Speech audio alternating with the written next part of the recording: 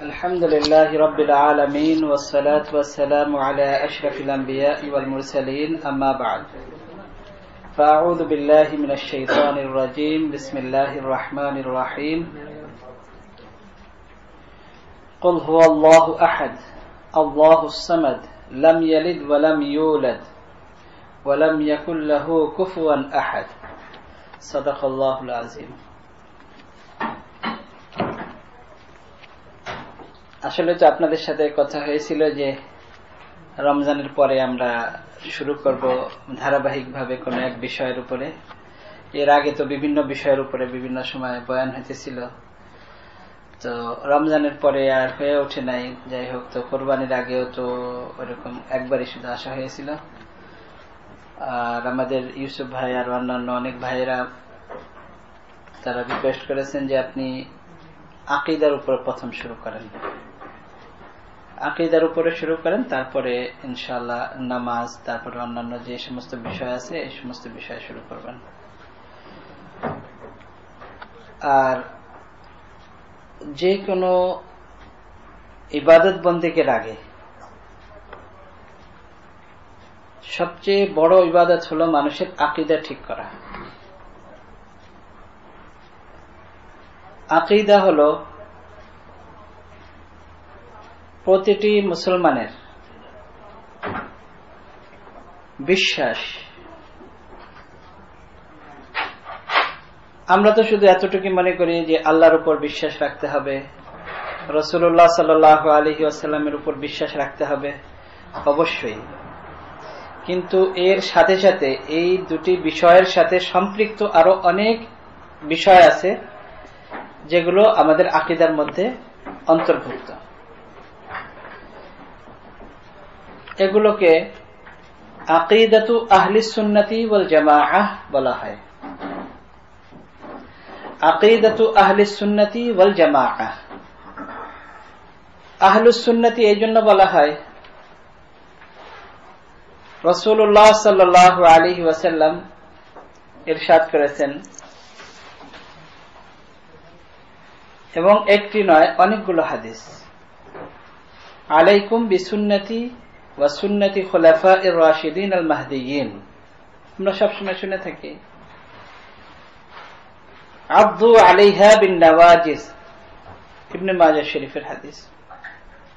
এবং হুবহু এই ধরনেরই কিছু শব্দের ব্যতিক্রমের সাথে আরো অনেকগুলো হাদিস এই একই রকমের আছে, যে তোমরা আমার সুন্নতকে আঁকড়িয়ে ধরো এবং খুলাফায়ে রাশিদিনের সুন্নতকে আঁকড়িয়ে ধরো। আমার সুন্নতকে এবং খুলাফায়ে রাশিদিনের সুন্নতকে। ওয়াল জামাআহ, ওয়াল জামাআহ শব্দ বলা হয়, জামাত তো আমরা সবাই বুঝি, মানে দল, গ্রুপ, একত্রিত হওয়া, সমষ্টিগত। যেমন আমরা নামাজ পড়ি জামাতের সাথে, এটা আমরা বুঝি।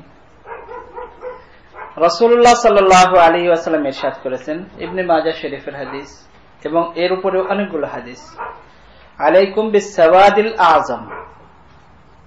as-সাওয়াদিল আযম হলো যে মুসলমানরা সমষ্টিগতভাবে, মুসলমান বলতে যারা দিনদার, পরহেজগার, আল্লাহওয়ালা, এরকম মুসলমান, এইরকম মুসলমানদের জামাত। এবং অন্য হাদিসে আছে, মিশকাতের মধ্যে আছে, অন্যান্য হাদিসে আছে, যে সর্বযুগে সব সময় একটা জামাত মানসুরিনা আলাল হক, হকের উপর অবশ্যই থাকবে। কিয়ামত পর্যন্ত একটা দল, একটা জামাত সবসময় হকের উপরে থাকবে। তো তাবিঈনদের যুগ থেকে এই শব্দটা প্রচলিত, আহলুস সুন্নতি ওয়াল জামাআত।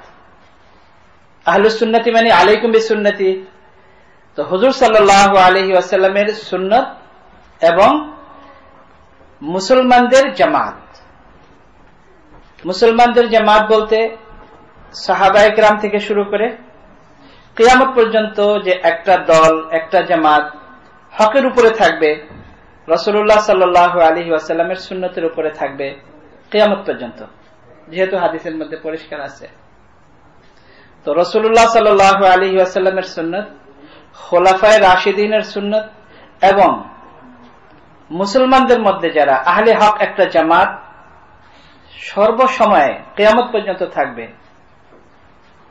তো এই দুইটা নামকে একত্রিত করে বলা হয় আহলুস সুন্নাতি ওয়াল জামাত। এবং তাবেঈনদের যুগ থেকেই এর উপরে আলোকপাত করা হয়েছে,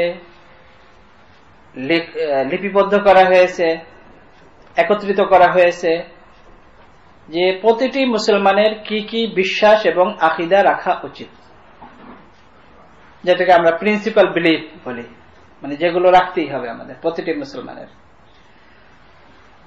এর উপরে অনেক কিতাব লেখা হয়েছে এবং শুরু যুগ থেকেই, এবং এখনো উলামায়ে কেরাম লেখেন। তো যারাই লেখেন এটার নাম দেওয়া হয় আকাইদু আহলিস সুন্নাতি ওয়াল জামাআত, আকিদাতু আহলিস সুন্নাতি ওয়াল জামাআত, এই ধরনের নামই দেওয়া হয়।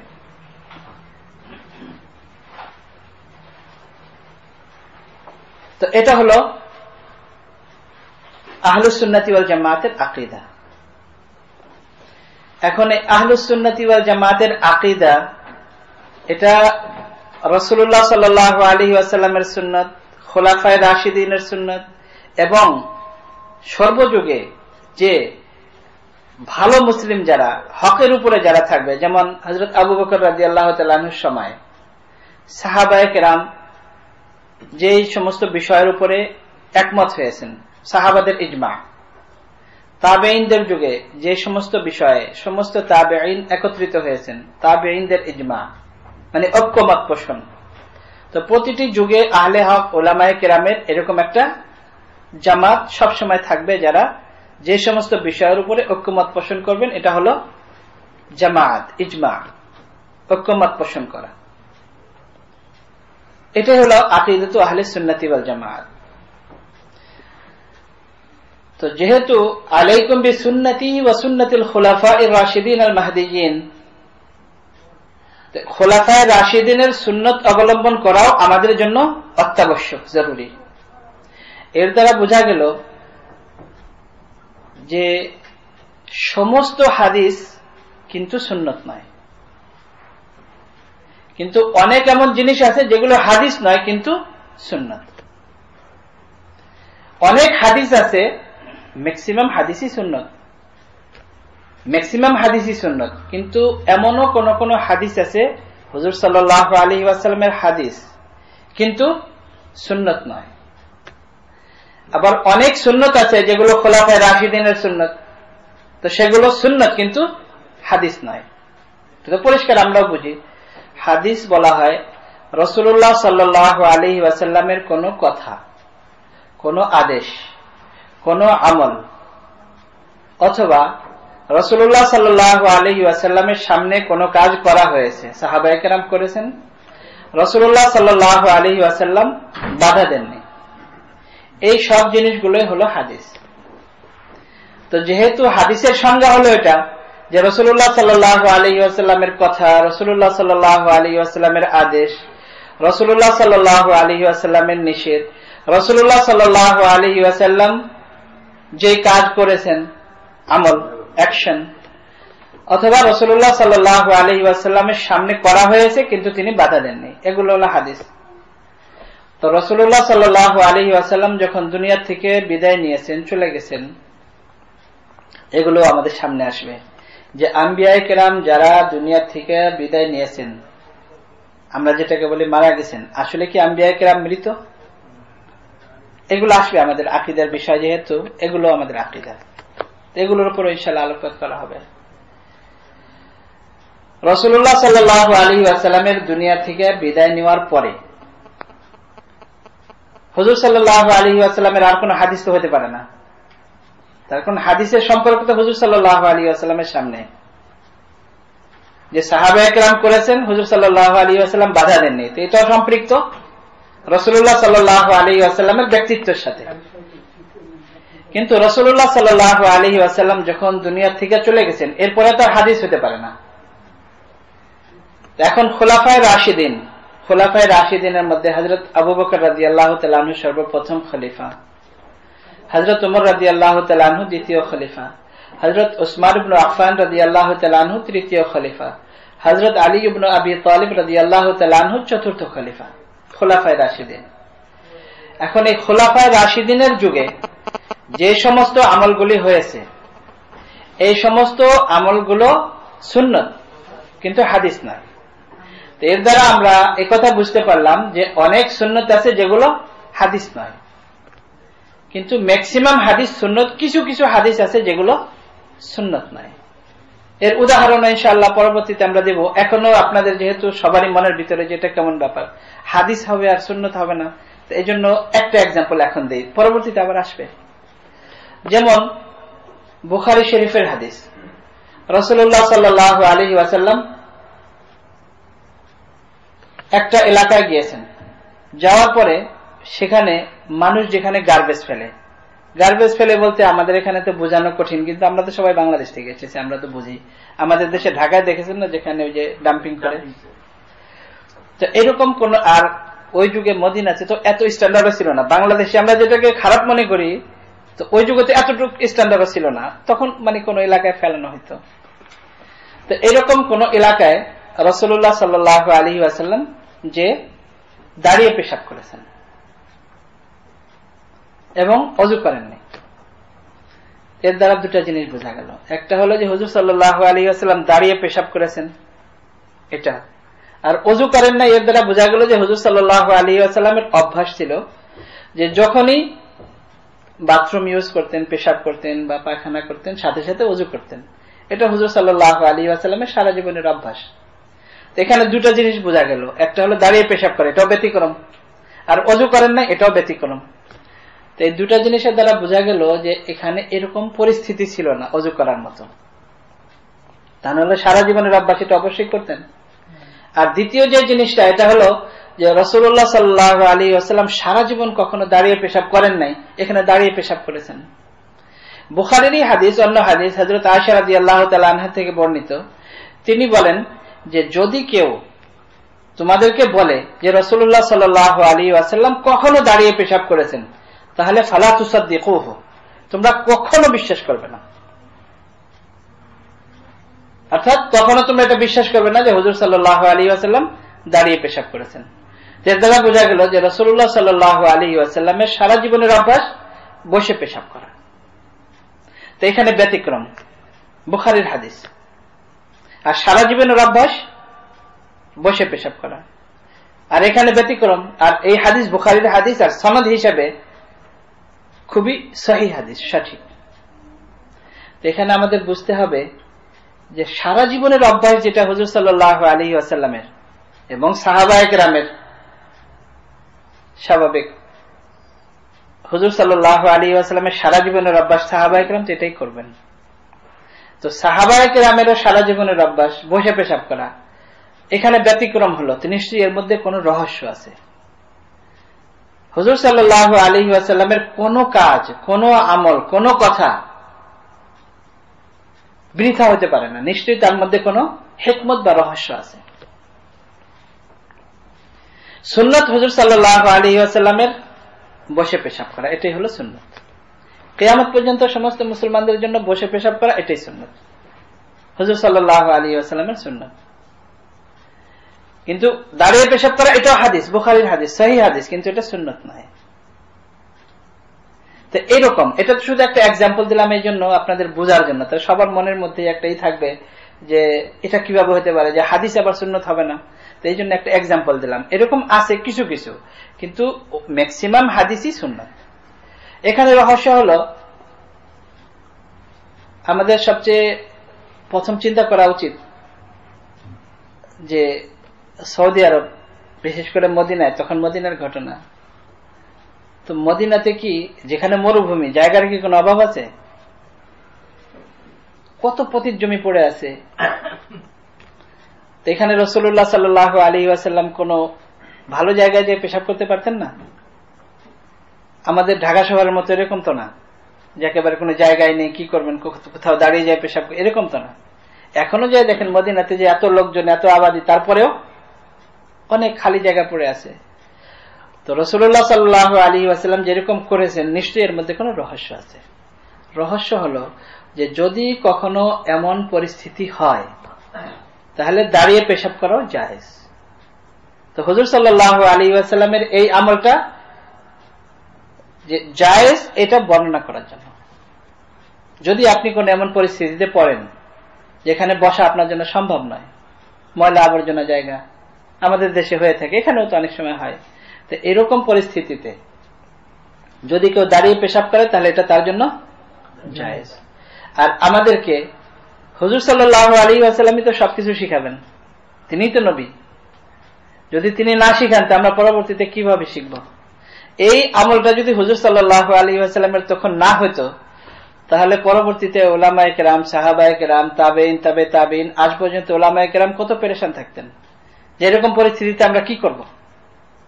এখন আমাদের এটা বলতে আর কোনো অসুবিধা নেই যে যদি এমন কোন পরিস্থিতি হয় তাহলে দাঁড়িয়ে পেশাব করলেও জায়েজ। তো এই যে দাঁড়িয়ে পেশাব করে এটা সুন্নত নয়, কিন্তু কোনো অসুবিধা যদি হয়, কোন এরকম পরিস্থিতি হয় তাহলে দাঁড়িয়ে পেশাব করাও জায়েজ। এটা শুধু একটা এক্সাম্পল দিলাম। তো আহলুস সুন্নতি ওয়াল জামাআত, তো প্রথম আমাদের এটা বুঝতে হবে যে আহলুস সুন্নতি ওয়াল জামাআতের আকীদা, অর্থাৎ সাহাবায়ে কেরামের আকীদা, তাবেঈন, তাবে তাবেঈন এবং এই পর্যন্ত উলামায়ে আহলুস সুন্নতি ওয়াল জামাআত অর্থাৎ উলামায়ে হক তাদের যে আকীদা, এই আকীদাই প্রতিটি মুসলমানের রাখতে হবে। এটাই হলো আমাদের প্রথম কথা। এর আগে ভূমিকা হিসেবে আরো একটা কথা আপনাদের এই জন্য বোঝানো জরুরি, আর এখানে তো সবাই বুঝে মাশাআল্লাহ, এই দেশে শিক্ষিত লোকজন, বোঝানো সহজ। আমাদের দেশে এরকম মসজিদে বসে এরকম কথা বোঝানো অনেক কঠিন, তার কারণ কিছু লোক শিক্ষিত, কিছু লোক শিক্ষিত না, তো তাদের দিকে খেয়াল করে কথা বলতে হয়। আল্লাহর মেহেরবানিতে আমরা এই দেশে যারাই আসছি, যে দেশ থেকে আসি, সবাই আলহামদুলিল্লাহ শিক্ষিত, একেবারে মূর্খ কেউ থাকে না। তো এই জন্য এখানে বোঝানো সহজ।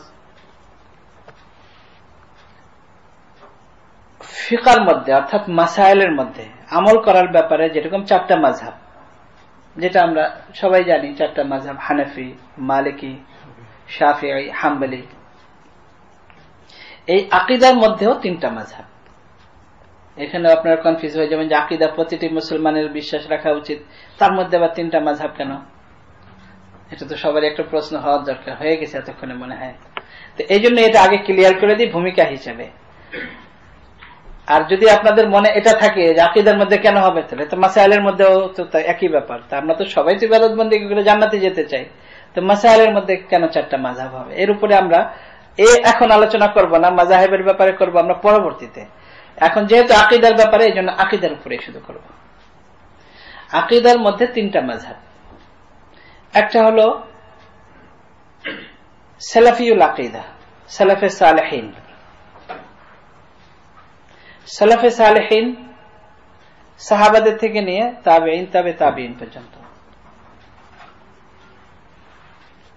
এরপরে আরেকটা হলো সালাফে সালেহিনদের পরে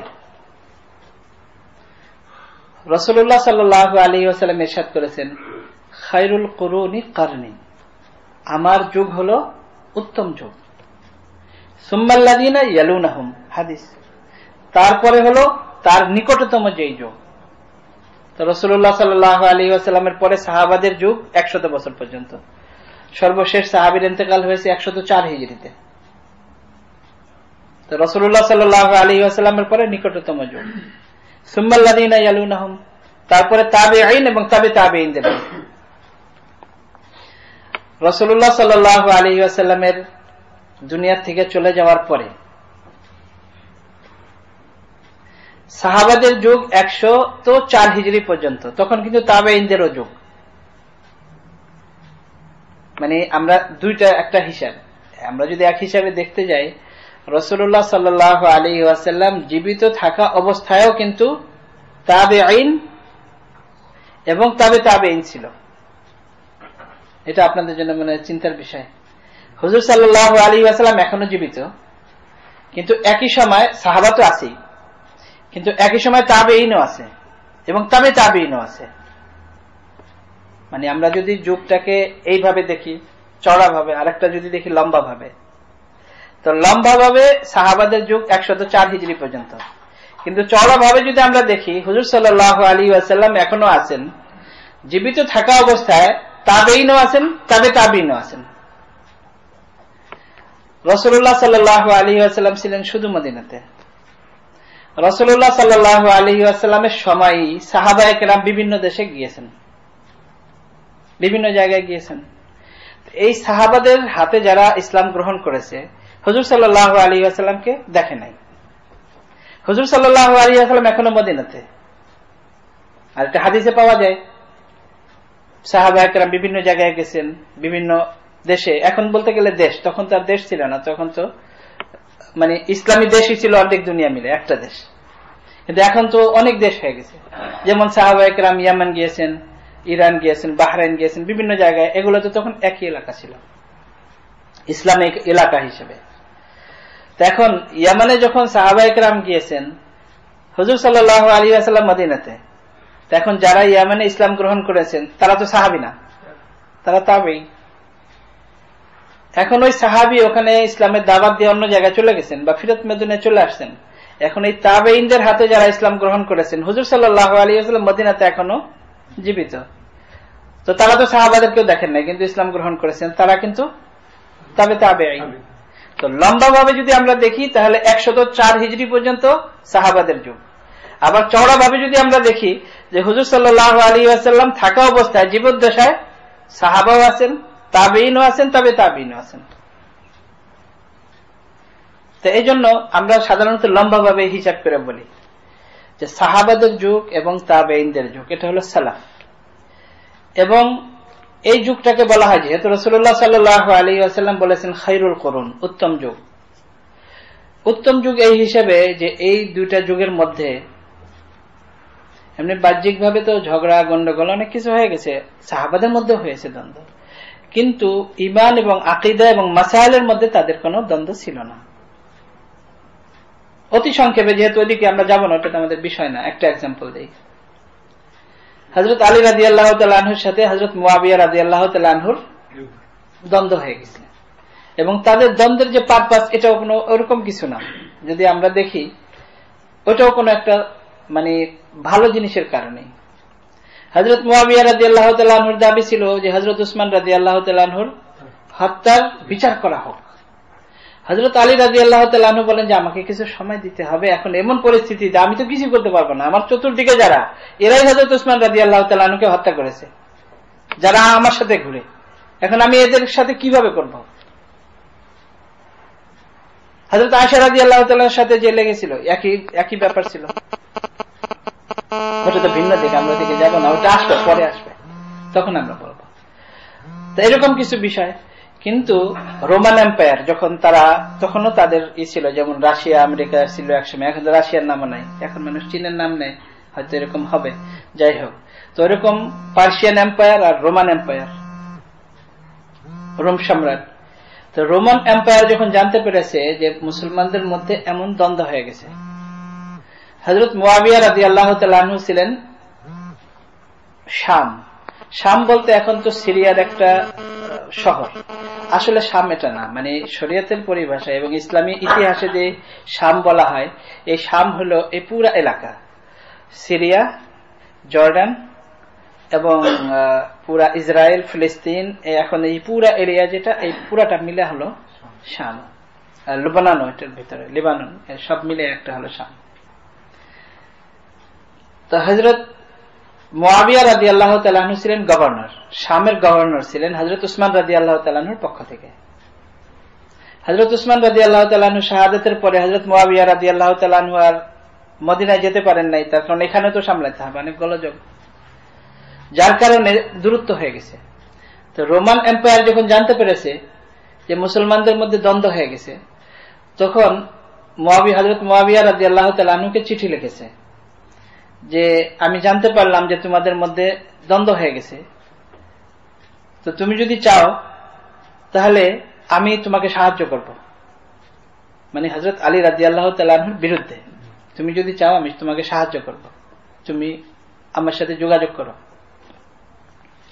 এই চিঠি পাওয়ার পরে হযরত মুয়াবিয়া রাদিয়াল্লাহু তাআলা আনহু এত রাগান্বিত হয়েছেন যে এর সাহস হলো কিভাবে, চিঠি লিখেছেন, হে রুমি কুকুর, এমন একটা পরাশক্তিকে এইভাবে চিঠি লেখা, হে রুমি কুকুর, তুমি যদি মনে করো যে হযরত আলী রাদিয়াল্লাহু তাআলা আনহুর সাথে আমার দ্বন্দ্ব, এই জন্য আমি তোমার সহযোগিতা নিব, তাহলে এটা তোমার ভুল ধারণা।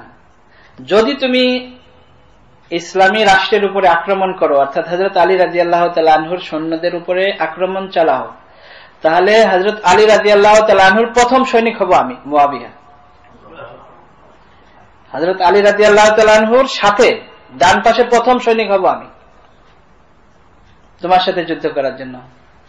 তো তাদের পারপাস এরকম ছিল না। যাই হোক, আমার এখানে বলা যেটা উদ্দেশ্য ছিল যে সাহাবাদের মধ্যেও বিভিন্ন কারণে বিভিন্ন সময় হয়েছে, কিন্তু আকীদা, ঈমান, আমল, মাসাইল এগুলোর ব্যাপারে এই পরিমাণ ছিল না দ্বন্দ্ব যেরকম পরবর্তীতে হয়েছে, যেহেতু এটা উত্তম যুগ।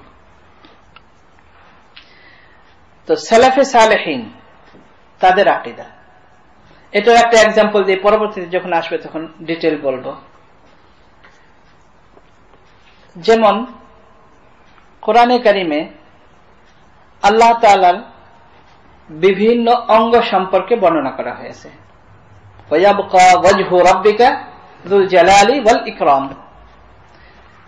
যে সবকিছু, কুল্লু মান আলাইহা ফান, সবকিছু ধ্বংস হয়ে যাবে, শুধু আল্লাহ তাআলার, আমরা তো তর্জমা করি আল্লাহ তাআলার সত্তা, অনুবাদ করি, কিন্তু এখানে শব্দ যেটা ব্যবহার করা হয়েছে এটা হলো আল্লাহ তাআলার চেহারা।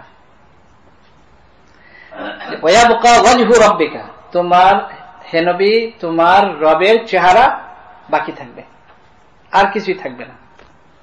এখন এই যে ওয়াজহুন শব্দ যে আছে, চেহারা, আল্লাহ তাআলার কি কোনো চেহারা আছে?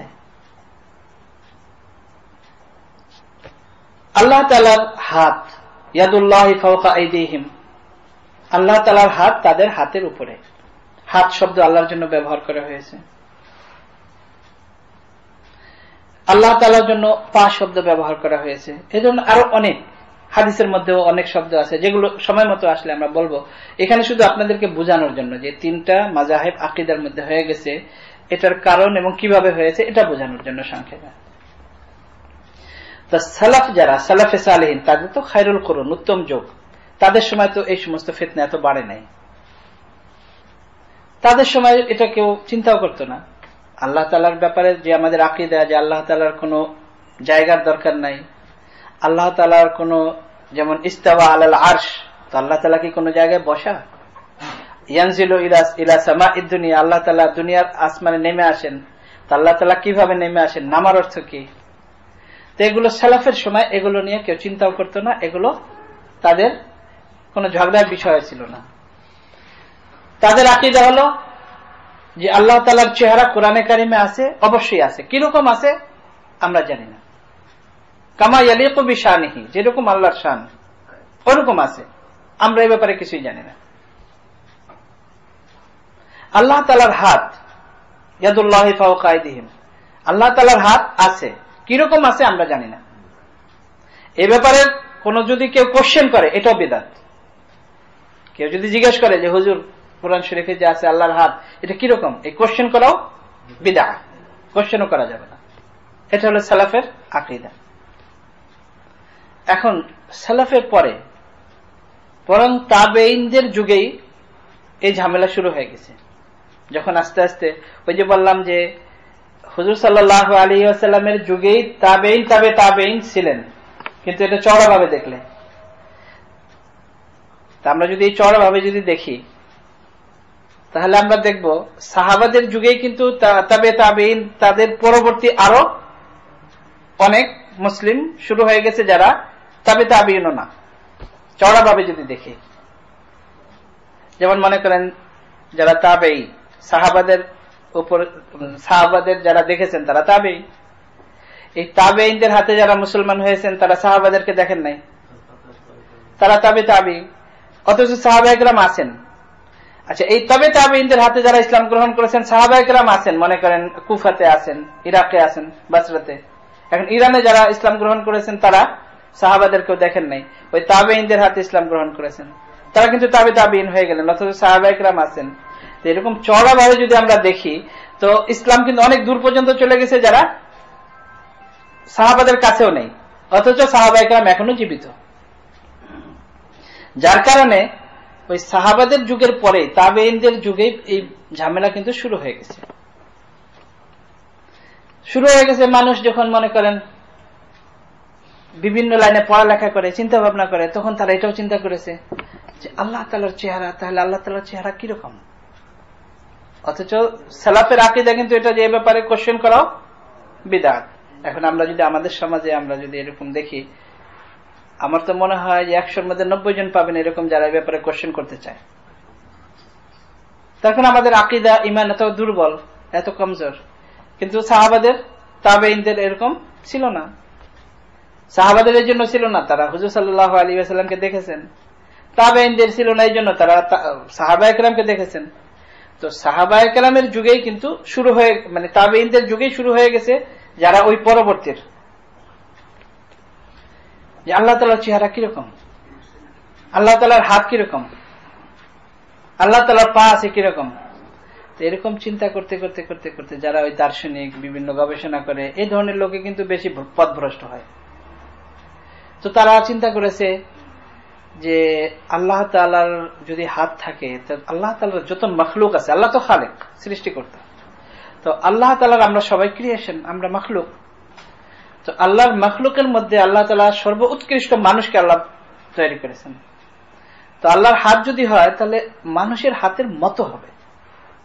কিন্তু যেহেতু আমরা মাখলুক, মানুষ, আল্লাহ খালেক, মানে এই জন্য যে আল্লাহ উৎকৃষ্ট জীব হিসাবে মানুষকে আল্লাহ তাআলা সৃষ্টি করেছেন। তো আল্লাহর হাত হলে মানুষের হাতের মতো হবে, কিন্তু আমরা মাখলুক, এই হিসেবে আমাদের হাত হবে হয়তো আমাদের হলো চামড়া, গোশত, মাটি, আপনি সোজা কথা মাটি দিয়ে। আর আল্লাহ তাআলার হবে হয়তো স্বর্ণের হবে, গোল্ডেন হবে, বা আরো কিছু হবে, আরো ভালো হবে, সুন্দর হবে। তো এরকম চিন্তা করতে করতে অলরেডি গ্রুপ তৈরি হয়ে গেছে এবং গুমরাহ হয়ে গেছে অনেক লোক। এখন আল্লাহ তাআলার এই যে সমস্ত সিফাত, কোয়ালিটি যেগুলো কোরআনে কারিমে বর্ণনা করা হয়েছে, এগুলোর উপর চিন্তা করে করে বিভিন্ন গ্রুপ হয়ে গেছে। এখন যারা এটা চিন্তা করলো যে আল্লাহ তাআলার হাত আছে এবং এইরকম আছে, তো তারা তো আল্লাহ তাআলার জন্য হাত প্রমাণ করে ফেলল, আর এটাই আকীদার পরিপন্থী। তো এই সমস্ত লোকদেরকে গোমরাহি থেকে বাঁচানোর জন্য তাবেঈনদের যুগ এবং তাবেঈন এবং পরবর্তী যুগের যারা খালাফ, তারা সালাফও এবং খালাফও, সালাফ বলা হয় যারা পূর্বসূরি, আর খালাফ বলা হয় যারা উত্তরসূরি। তো এই সালাফ খালাফ এদের বিটুইন এরকম পরিস্থিতি হয়ে গেছে যখন এই সালাফেরও কিছু এবং ওই খালাফেরও কিছু, মানে পূর্বসূরি উত্তরসূরি, এদের মিডলে আহলে হক যারা উলামায়ে কেরাম, সর্বযুগে একটা আহলে হক থাকবে। তো এই সমস্ত মানুষের আকীদা হেফাজত করার জন্য, যে তারা যেন পথভ্রষ্ট না হয়, তাদের আকীদা হেফাজত করার জন্য, সেভ করার জন্য তারা ওই সমস্ত শব্দ যেগুলো আল্লাহ তাআলার চেহারা আছে, আল্লাহ তাআলার হাত আছে, এগুলোর সামান্য ব্যাখ্যা। ওনারাও বলেন যে আমাদের আকীদা যেটা সালাফের আকীদা, আমাদেরও তাই আকীদা, যে ব্যাপারে কোশ্চেন করা উচিত না। এবং কামা ইয়ালিকু বিশানিহি, আল্লাহর যা শান, আল্লাহ যেমন আল্লাহর হিসেবে আছে, কিরকম আছে আমরা জানি না। কিন্তু এই সমস্ত লোক যারা পথভ্রষ্ট হয়ে যাচ্ছে, এদেরকে এই ভ্রষ্টতা থেকে বাঁচানোর জন্য আমরা সামান্য ব্যাখ্যা এমন করব, যেমন ইয়াদুল্লাহি ফাওকা আইদিহিম, যে তাদের হাতের উপরে আল্লাহ তাআলার হাত, অর্থাৎ আল্লাহ তাআলার পাওয়ার, আল্লাহ তাআলার শক্তি, যে তাদের হাতের উপরে আল্লাহ তাআলার সাহায্য, আল্লাহ তাআলার শক্তি আছে। অর্থাৎ যারা হকের উপরে কাজ করে থাকে তাদের সাথে আল্লাহ তাআলার সাহায্য আছে, শক্তি আছে। তো এতটুক ব্যাখ্যা। কিন্তু এই যে যারা খালাফ, সালাফ এবং খালাফের বিটুইন, ওনাদেরও আকীদা এটাই, যেটা সালাফের আকীদা, যে আমরা ওইটাই বিশ্বাস করি, যেটা সালাফ যা বলে আমরা তাই। কিন্তু এতটুক ব্যাখ্যা এই জন্য করি যে এই সমস্ত লোক যেন গুমরাহের দিকে না যায়, এই সামান্য এতটুক ব্যাখ্যা। এখন এই এতটুক ব্যাখ্যার মধ্যে যারা হানাফি, তারা আবু মনসুর মাতুরিদি রহমতুল্লাহ আলাইহি ছিলেন হানাফি, মানে এই খালাফের মধ্যে আবু মনসুর মাতুরিদি রহমতুল্লাহ আলাইহি হানাফি ছিলেন, ইমাম আবু হানিফা রহমতুল্লাহ আলাইহিকে ফলো করতেন।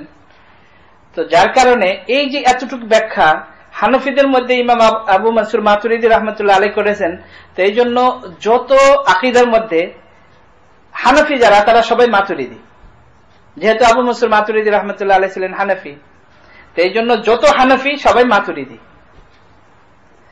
আর ইমাম শাফি রহমতুল্লাহ আলাইহির মাযহাবে সর্বপ্রথম এই যে এতটুকু মিনিমাম ব্যাখ্যা, মানুষকে গুমরাহি থেকে বাঁচানোর জন্য মিনিমাম ব্যাখ্যা এতটুকু যিনি করেছেন তিনি সর্বপ্রথম ছিলেন আবুল হাসান আশআরী রহমতুল্লাহ আলাইহি। তো আবুল হাসান আশআরী রহমতুল্লাহ আলাইহি যেহেতু ছিলেন শাফিঈ, তো এই জন্য যত শাফি তারা হলো আশআরী। তো এখন প্রথম যেটা সালাফি, সালাফিউল আকীদা, সালাফি বললে আপনারা আবার অন্য কিছু চিন্তা করেন, এটাও ক্লিয়ার করব। তো প্রথম আকীদা যেটা, এটা হলো সালাফিউল আকীদা, মানে সাহাবাদের থেকে নিয়ে তাবেঈ পর্যন্ত, এবং তাদের মধ্যে তবে তাবিও কিছু আছে, আবার তাবেঈনদের থেকে নিয়ে তাবেঈনের ওই যে কিছু তবে তাবেঈন এবং পরবর্তী যারা এই মিনিমাম ব্যাখ্যা করেছেন তাদের মধ্যে হানাফি যারা তারা মাতুরিদি, যেহেতু আবু মানসুর মাতুরিদি রহমতুল্লাহ আলাইহি হানাফি। আর যারা শাফি মাযহাবের তারা সবাই আশআরী, যেহেতু আবুল হাসান আশআরী রহমতুল্লাহ আলাইহি শাফিঈ। আচ্ছা, এই যে এই ধরনের যে মাসাইল, একটা তো হলো বুনিয়াদি, যেগুলো ফাউন্ডেশন, যেগুলো মনে করেন আল্লাহ তাআলাকে এক মানা, রাসূলকে এক মানা, এগুলোর মধ্যে তো কারো কোনোই নাই, এগুলো তো সব আকীদা এক।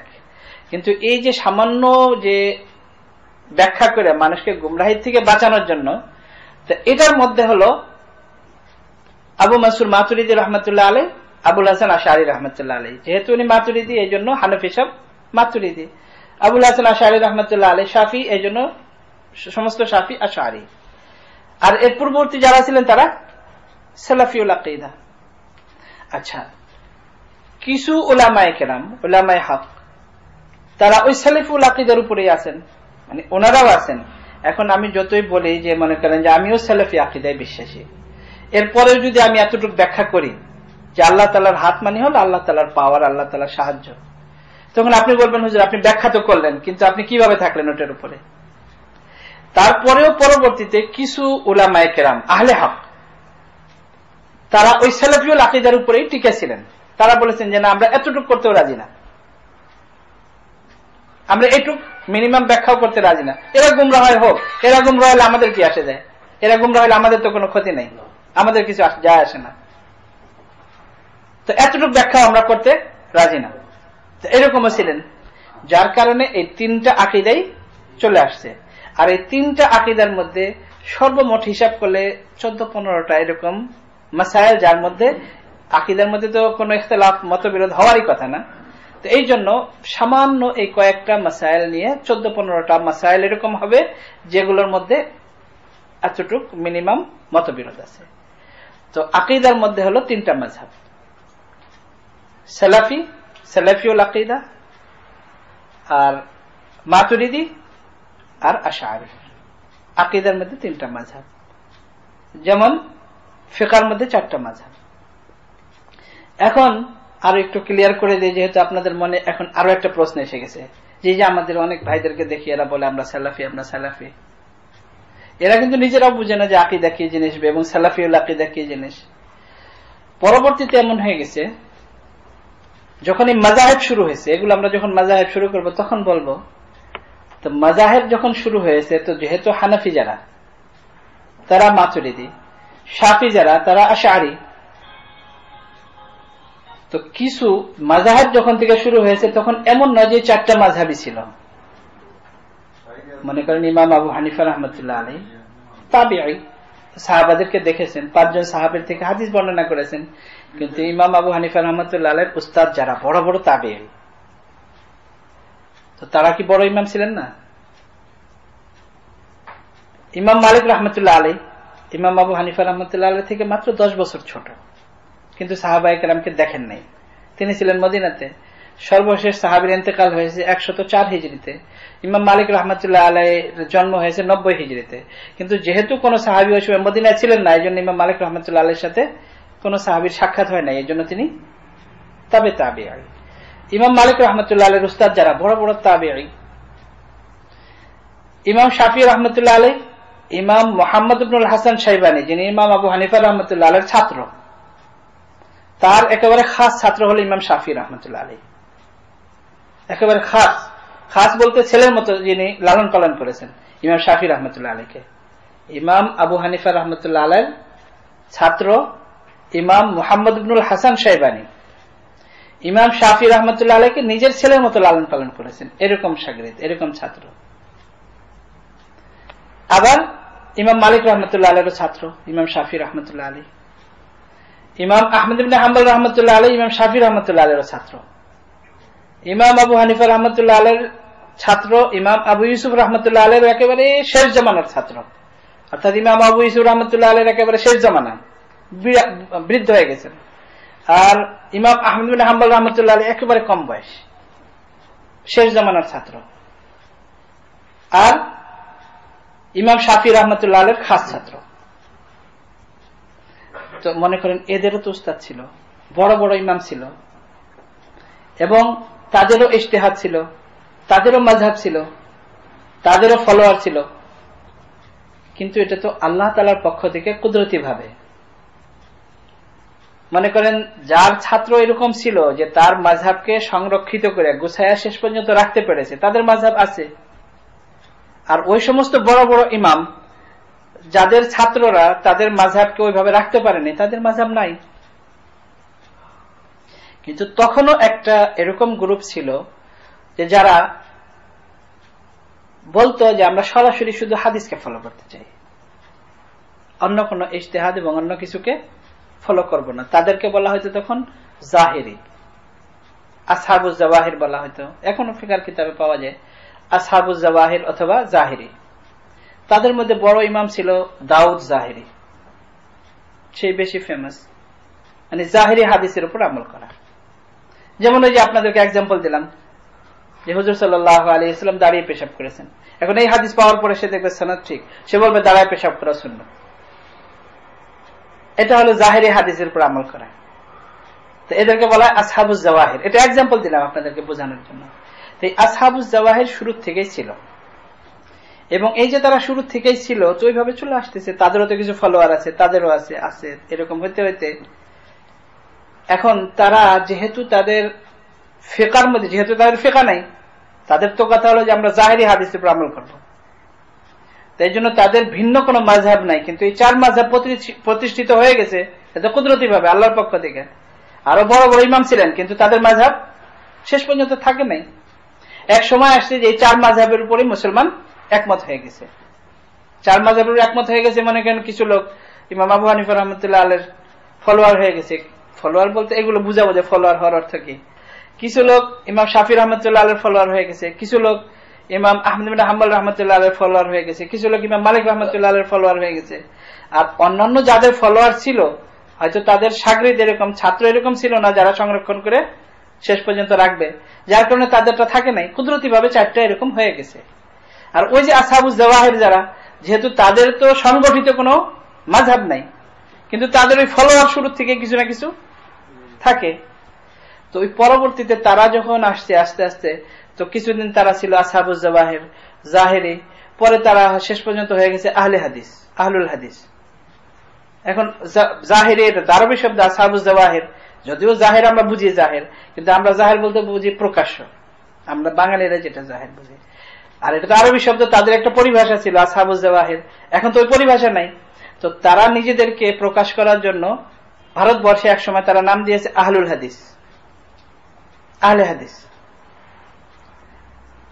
পরবর্তীতে যখন আহলে হাদিস ওইটা পুরনো হয়ে গেছে, পরবর্তীতে আস্তে আস্তে তারা যখন আল্লাহ তাআলা সৌদি আরবে অনেক তেল অনেক কিছু দিছে, এবং ওখানেও তাদের ধর্মীয় মাযহাব এখনো, মানে রাষ্ট্রীয় মাযহাব এখনো হাম্বলি, কিন্তু ম্যাক্সিমাম লোক হয়ে গেছে ওই আহলে হাদিস। তো এখন যেহেতু তাদের ভিন্ন কোনো এরকম সংগঠিত মাযহাব নাই, তো তারা ওই যে আকীদার মধ্যে যে মাযহাব সালাফি, এটা তো কিন্তু আকীদার মাযহাব, ফিকহের মাযহাব নয়, সালাফিউল আকীদা। তো তারা ওই আহলুল হাদিস থেকে চেঞ্জ করে পরবর্তীতে নিজেদের নাম রেখেছে সালাফি। এখন তারা ওই আকীদার মাযহাবকে ফিকহের মাযহাবের মধ্যে নিয়ে আসছে। এখন যেরকম হানাফি, মালিকি, শাফি, হাম্বলি, এখন তারা হয়ে গেছে সালাফি। তারা এটা বুঝাতে চায় যে আমরা একটা সংগঠিত মাযহাব এবং আমরা সালাফিউল মাযহাব।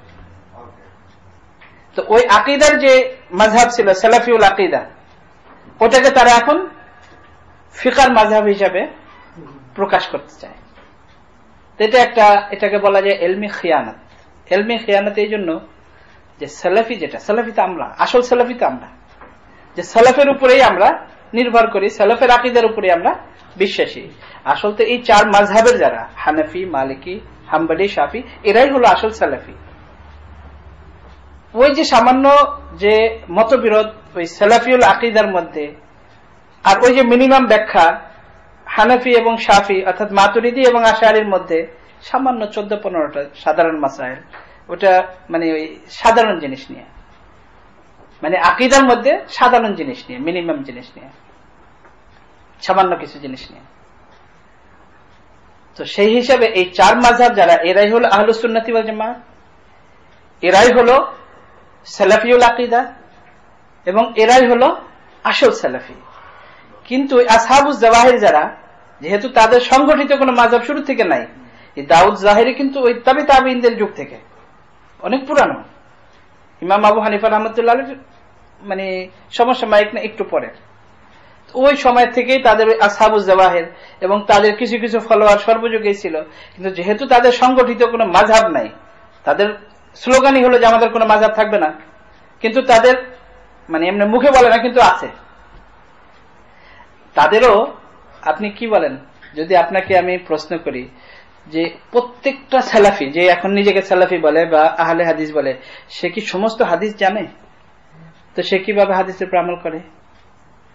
আমি আপনাকে একটা শুধু, আমার সময় প্রায় হয়ে যাচ্ছে, আমি একটা শুধু আপনাদেরকে এক্সাম্পল দিই, তাহলে আপনারা ভালোভাবে বুঝতে পারবেন।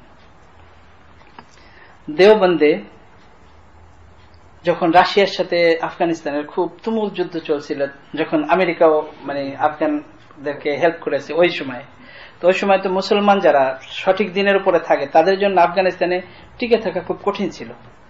তো বিভিন্ন দিকে বিভিন্ন দেশে, আশেপাশের দেশে হিজরত করে মানুষ চলে গেছে যারা ভালো মুসলমান, মানে থাকতে পারে না, মারা যাবে এই ভয়তে। ইয়াং একটা ছেলে গজনি যে একটা প্রদেশ আছে স্টেট, ওই প্রদেশের গজনির নাম আব্দুর রউফ। তো সে ওইরকম ভারতে হিজরত করে চলে আসছে কিভাবে কোন লোকের সাথে, বড়দের সাথে। আসার পরে যেহেতু সে আফগানিস্তানে মাদ্রাসায় পড়তো, তো তার একটা জজবা যে এখানে দেওবন্দ মাদ্রাসা, আমি নাম শুনেছি, আমি ওখানে পড়তে যাব। কিন্তু তার সমস্যা হলো সে ফার্সি ভাষা ছাড়া আর কোনো ভাষা জানে না, তার ভাষা ফার্সি। আর ইন্ডিয়াতে হলো উর্দু ভাষা ছাড়া, মানে এমনি মুসলমানরা উর্দু বলে, অন্যরা তো হিন্দি বলে, এমনি ইন্ডিয়াতে তো সরকারি ভাষাই 13টা, কিন্তু তারপরেও যেখানে মাদ্রাসা দারুল উলুম দেওবন্দ, ওখানে উর্দু ভাষাই প্রচলিত। মুসলমানরা উর্দুই বলে আর হিন্দুরা হিন্দি বলে, তো মুসলমানরা হিন্দি উর্দু দুটাই বলে। এখন সে দেওবন্দে গেছে, দেওবন্দে যাওয়ার পরে তার সমস্যা হয়ে গেছে যে সে বলে শুধু ফার্সি, আর ওখানের ভাষা হলো উর্দু, তার জন্য এটা খুব কঠিন হয়ে গেছে। যাই হোক, তো খুব ব্রেনি ছাত্র। তো সে যে বলছে যে আমি তো রিফিউজি, এইভাবে আমি হিজরত করে আসছি, বুঝাইতে পারছি আর কি। তো উস্তাদরা তাকে ভর্তি করে নিয়েছে মাদ্রাসায়। সে অল্প সময় উর্দু শিখে গেছে, খুব ব্রেনি ছাত্র ছিল এবং পড়ালেখায় প্রত্যেক ক্লাসে সে ফার্স্ট হয়েছে এবং খুব ব্রেনি, এবং এত তার তাকওয়া, তার আমল সবকিছু দেখে উস্তাদরা সবাই তাকে মহব্বত করছে। এবং সে যখন পড়ালেখা, এবং দেওবন্দে হলো অধিকাংশ বড় উপরে জামাতের ছাত্র যারা, তারাই মসজিদে নামাজ পড়ায়, ইমামতি করে। মাদ্রাসায় উস্তাদরা সাধারণত ইমামতি করে না, ছাত্ররাই করে। তো যেহেতু তার তাকওয়া ছিল, এই ছিল, তাকে ওখানে ইমাম বানাই দিচ্ছে মসজিদে। তো সে নামাজ পড়ায়। পড়ালেখা শেষ হওয়ার পরে এর মধ্যে সে নিজে নিজে হেফজ করেছে কোরআন শরীফ, নিজে নিজে। এরপরে সে মুফতি কোর্স করেছে এবং উস্তাদরা তাকে ওখানে শিক্ষক হিসেবে রেখেছে দেওবন্দে। এবং সে আরবি ভাষাও খুব ভালো ছিল, ফার্সি তার নিজের ভাষা, উর্দু ভাষাও খুব ভালো শিখেছে সে, এবং প্রত্যেক ক্লাসে সে ফার্স্ট হয়েছে, খুব ভালো ছাত্র। দেওবন্দে সাধারণত হয় না এমন কেউ যে ফারেক হওয়ার সাথে সাথে, পড়ালেখা শেষ করলে সাথে সাথে টিচার রাখে, এরকম হয় না। দেওবন্দে অন্য জায়গায় 25-30 বছর পরে আসলে তারপরে শিক্ষক রাখে, কিন্তু তাকে সাথে সাথে টিচারও রেখেছে। তো সে রিয়াদ ইউনিভার্সিটি, যেটা জামিয়াতুল ইমাম মালিক সৌদ, ওইখানে বিভিন্ন কোর্স থাকে, ওটাকে বলা হয় তালিমুল লুগা আল আরাবিয়া লিগাইরিন নাতিকিনা বিহা। এই আমাদের এখানে যেরকম ইএসএল, মানে শুধু ভাষা শিক্ষা। তো সে এমনি একটা অ্যাপ্লিকেশন দিয়েছে যে আমি ওখানে যেয়ে কিছু আরবি শিখতে চাই। সে তো আরবি এমনি ভালো জানে, শিক্ষক। তো তার ওটা হয়ে গেছে, অ্যাপ্রুভ হয়ে গেছে। অ্যাপ্রুভ হয়ে গেলে তারা টিকিট পাঠাইছে, সে চলে গেছে ওখানে 3 মাসের ছুটি নিয়ে মাদ্রাসা থেকে। 3 মাসের ছুটি নিয়ে গেছে। ওখানে যাওয়ার পরে সে তো খুব তাকওয়ালা মানুষ, পাগড়ি পরে, খুব আল্লাহওয়ালা মানুষ। আর আরবের এখন যে কালচার হয়েছে আপনারা তো দেখেছেন, ওরা ওই যে জুব্বা টুব্বা পরে আর মাথা খোলা রাখে, কেউ ওই রুমাল রাখে, এরকম পাগড়ি সিস্টেম এরকম তো ওদের এখন প্রচলন নাই, যেটা আসলে আরবে ছিল, এখন ওদের নাই। তো এ সবসময় ইমামের পিছনে নামাজ পড়ে। আর ওখানে ইমাম যে রিয়াদ ইউনিভার্সিটির ইমাম, সে হলো ওখানেরই প্রফেসর, মানে ওই ইউনিভার্সিটির প্রফেসর। তো এই লোক তো ইমাম যে, সে বুঝতে পারে যে এই লোকটা মানে ইনা আরব না, আজামি, তার কারণে এরকম পাগড়ি পরে। কিন্তু দেখে ছেলেটা খুব তাকওয়াওয়ালা, খুব আল্লাহওয়ালা। তো দেখে একদিন তাকে ডেকে নিয়ে গেছে, ডেকে নিয়ে বলছে যে বাবা তুমি নামাজ পড়ো, কিন্তু তুমি এইভাবে, তুমি মনে হয় হানাফি, তুমি রফে দেন করো না, এটা করো না, এটা করো না। সে বলছে হ্যাঁ আলহামদুলিল্লাহ আমি হানাফি। সে বলছে যে আমি হানাফি।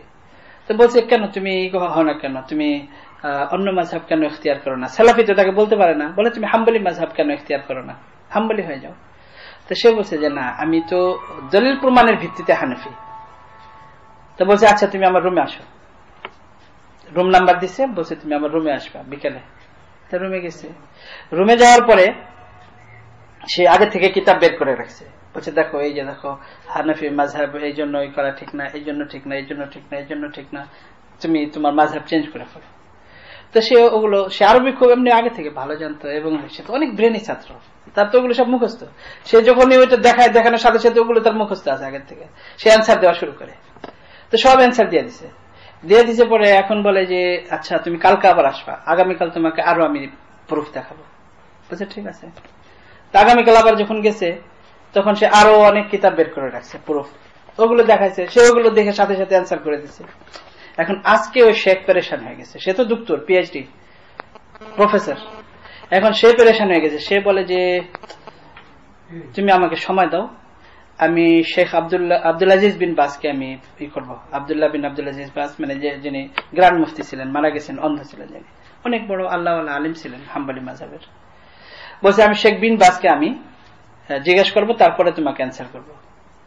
তো এখন এরা সহ্য হয় না। এখন বলে যে শেখ আপনি আমাকে বললেন যে আপনি কোন মাযহাবকে এইভাবে ফলো করতে চান না, আর আপনি কোরআন হাদিসের ভিত্তিতে, আপনি তো কোরআন হাদিস সব আমাকে দেখাই দিচ্ছেন, তো শেখ বিন বাসকে কেন জিজ্ঞেস করবেন? এর অর্থ আপনি তাকে তাকলিদ করেন। আপনি কি শেখ বিন বাসকে তাকলিদ করেন? এবং সে আরবিতে এমন ভাবে বলছে, ওটা আপনারা বুঝলে আরো অবাক হয়ে যাবেন। সে বলছেন ইয়া শেখ আনতা তুকাল্লিদ তাকলিদান আমা ওয়া তাকলিদাল আমা, যে আপনি অন্ধ তাকলিদ করেন এবং একজন অন্ধ ব্যক্তির তাকলিদ করেন। আপনি অন্ধ তাকলিদ করেন, মানে অন্ধ তাকলিদ মানে বুঝে না বুঝে তাকলিদ করেন, এবং অন্ধ ব্যক্তির তাকলিদ করেন। এটা বলার পরে সে খুব লজ্জিত হয়েছে। বলছে তুমি আমাকে ছাত্র হয়ে এরকম একটা কথা বললা। তো বলছে শেখ ছাড়া তো আমার কোনো রাস্তা নেই। তারপরে বলছে যে শেখ বিন বাসকে যখন আপনি এই সমস্ত কোশ্চেন বলবেন, আমি যেগুলো আপনাকে বললাম অ্যান্সার যেগুলো, এগুলো বলার পরে সে কি অ্যান্সার দিবে আমি ওটাও বলতে পারি। শেখ বিন বাস যে অ্যান্সার দিবেন আমি ওটা আপনাকে এখনই বলে দিই, যে শেখ বিন বাসকে আপনি এগুলো বলার পরে উনি এগুলো অ্যান্সার দিবেন, এবং ওটার অ্যান্সার হলো এগুলি, আমি আপনাকে আজকেই দিয়ে যাই। এরপরে থেকে ওই শেখ মানে তার উপর হয় নাই, মানে রাগ হয় নাই, বরং আরো মহব্বত করছে। এরপরে থেকে ওই শেখ যখনই বলতো যে নামাজে আসতে পারবে না, তো একে বলতো আব্দুর রফ তুমি নামাজ পড়াবা, আমি আসরের নামাজে থাকবো না বা মাগরিবের নামাজে থাকবো না, তুমি নামাজ পড়াবা। তো আমাকে নিজে সরাসরি আমার সাথে কথা, আমাকে বলে যে রুহুল আমিন এরপরে আমি নামাজ পড়াইতাম কোন সময় সে না থাকলে, আমি পুরো ইতমিনানের সাথে হানফি তরিকার নামাজ পড়াইতাম। তারা তো সবাই হাম্বলি মাযহাবের, কেউ সালাফি, কিন্তু আমি ওটা পরোয়া করতাম না, আমি পুরো হানফি তরিকার নামাজ পড়াইতাম। কিন্তু কেউ আমাকে কোনোদিন ই করে নাই, আর কোনোদিন প্রশ্ন করে নাই। যাই হোক, তো বলার উদ্দেশ্য ছিল যে এই যে সালাফি, যেটা সালাফিউল আকীদা, আসলে এরা হলো রিয়াল হলো এরা হাম্বলি, কিন্তু ওই যে আসহাবুজ জাওয়াহির, যেটা ওই আসহাবুজ জাওয়াহির আকীদার ইখতিলাফ ছিল, ওটাকে এরা এখন যেহেতু তাদের সংগঠিত কোনো মাযহাব নাই, তো এখন তারা ওটাকে সংগঠিত করার জন্য নিজেদেরকে বলে সালাফি। যাই হোক, তো আজকে তো আমাদের সময় পুরো হয়ে গেছে ইনশাআল্লাহ। তো আমাদের আকীদার উপরে চলতে থাকবে ইনশাআল্লাহ। আল্লাহ তাআলা আমাদের সবাইকে সঠিক আকীদা প্রত্যেকটা মুসলমানের সঠিক আকীদা জানা এবং সেই হিসাবে তার মনে রাখা, ওই আকীদা এটা জরুরি। অত্যাবশ্যক। আল্লাহ তাআলা আমাদের বোঝার তৌফিক দান করেন এবং সেই হিসেবে আমল করার তৌফিক দান করেন। ওয়া আখিরু দাওয়ানা আলহামদুলিল্লাহি রাব্বিল আলামিন।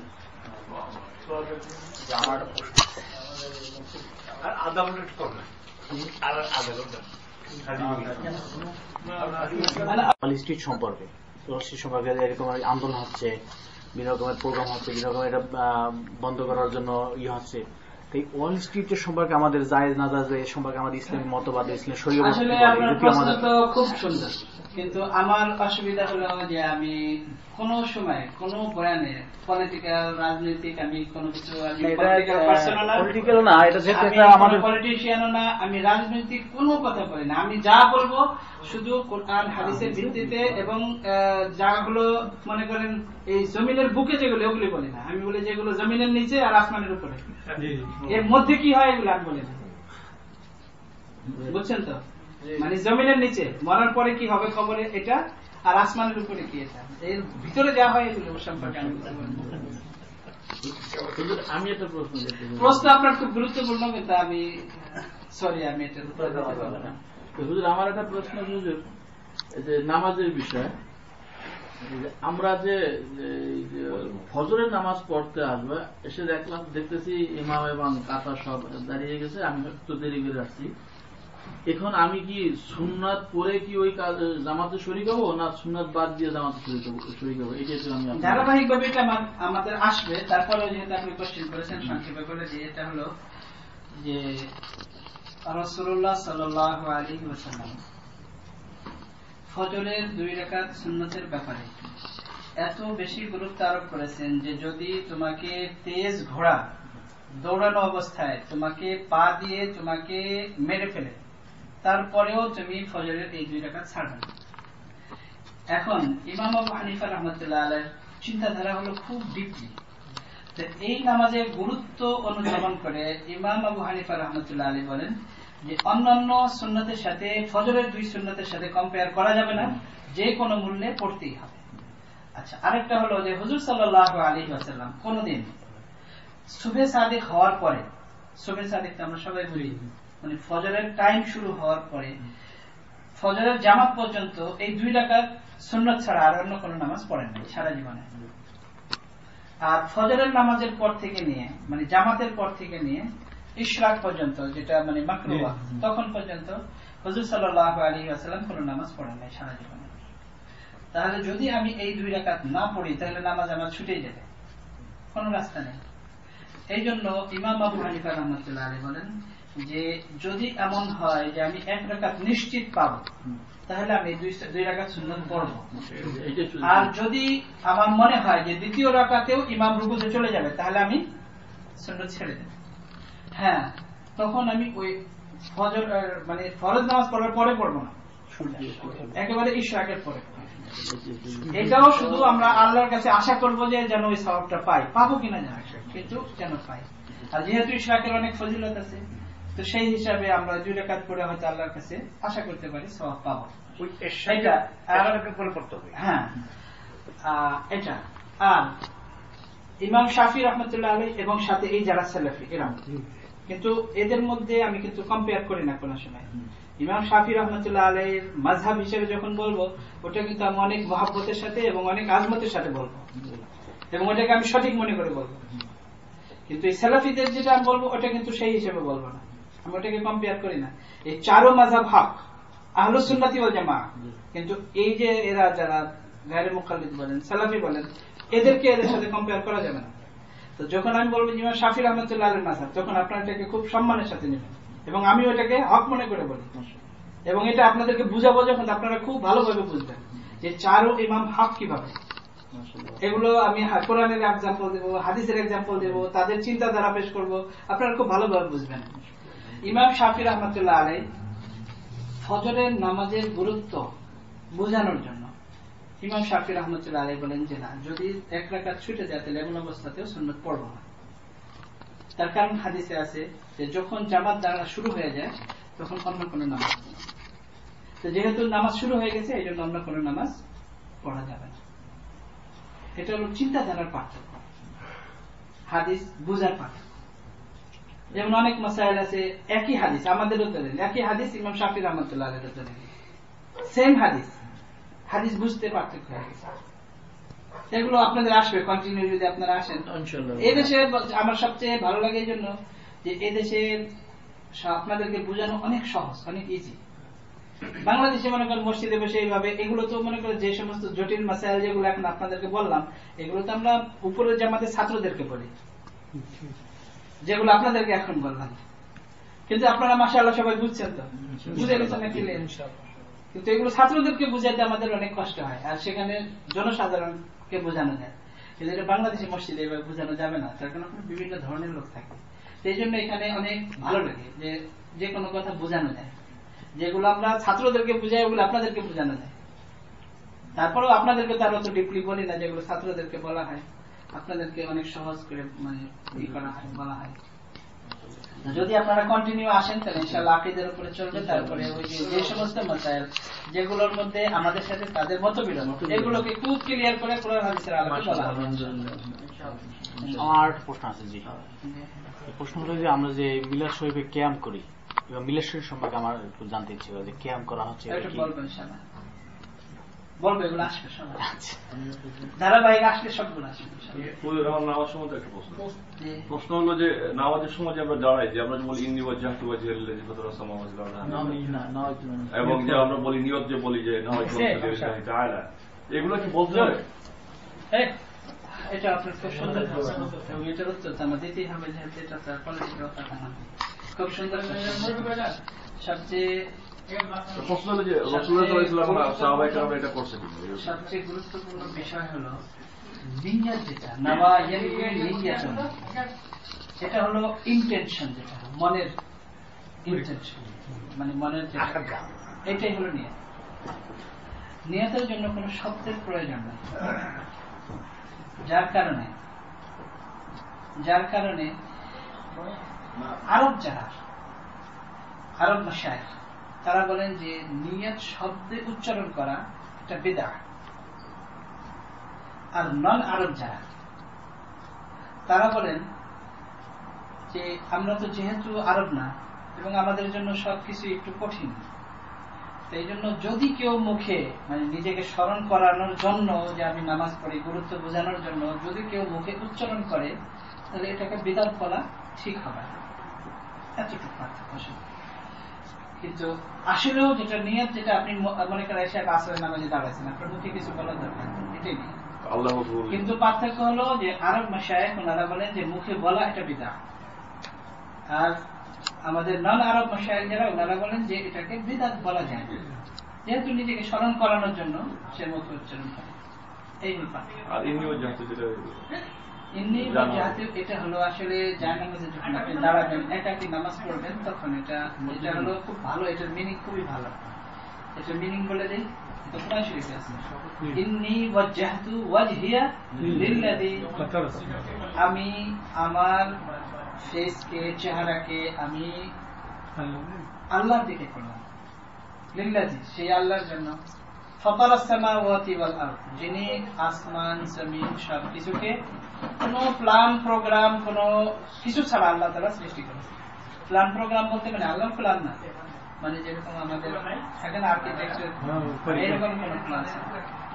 এত ক্ষমতাধর আল্লাহ তাআলা, আমি তার দিকেই, তার জন্যই আমি আমার ফেসকে এইদিকে করলাম, অর্থ অনেক সুন্দর।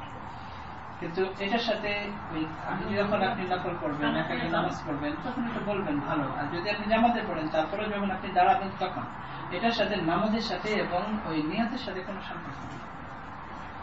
আর নামাজের পরে যে আমরা যে গ্রুপে যে দোয়া করি, এটা তো একটা কোশ্চেন, এটা একটা বিষয়, এটা ইনশাআল্লাহ কন্টিনিউ আপনারা আসলে আপনার এটা খুব গুরুত্বপূর্ণ কোশ্চেন, ইনশাআল্লাহ এটা বিস্তারিত এটা নিয়ে বিভিন্ন মতামত এবং জায়েজ না জায়েজ, কতটুকু দরকার কিনা বিস্তারিত